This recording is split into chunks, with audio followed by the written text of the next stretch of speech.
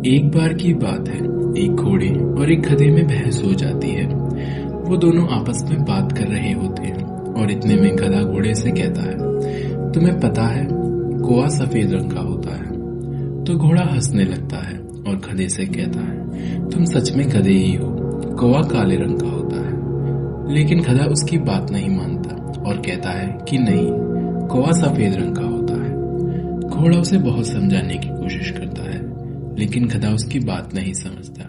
फिर इस बात को लेकर दोनों में बहस हो जाती है। फिर घोड़ा बोलता है, चलो ठीक है, इस बात का पता लगाने का एक ही तरीका है।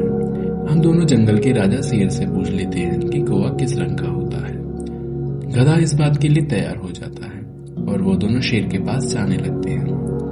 रास्ते में घोड़ा मन ही मन बहुत खुश हो रहा था, क्योंकि वह जानता था कि वह सही है। जैसे ही वो दोनों शेर के पास पहुंचते हैं, तभी घोड़ा शेर से कहता है, राजा जी, हम दोनों में से जो भी बेवकूफ हो उसे मार देना और खा लेना। शेर उनसे पूरी बात पूछता है तो घोड़ा कहता है कि इस गधे का कहना है कि कौवा सफेद रंग का होता है। मैंने इसे समझाने की बहुत कोशिश की, पर यह मानता ही नहीं। अब आप ही इसे समझाइए।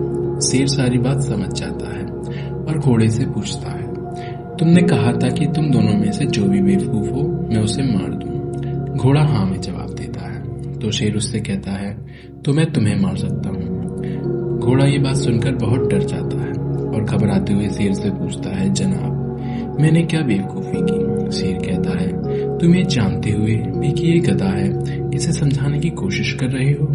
तुम इसे हाँ में जवाब देकर वहां से जा भी सकते थे, लेकिन तुम बेवकूफों की तरह इसे बार बार समझाने की कोशिश करते रहे।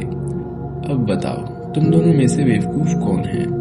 घोड़ा शेर की बात समझ जाता है और उनसे माफी मांगता है। शेर उन दोनों को छोड़ देता है और वो दोनों वहां से चले जाते हैं।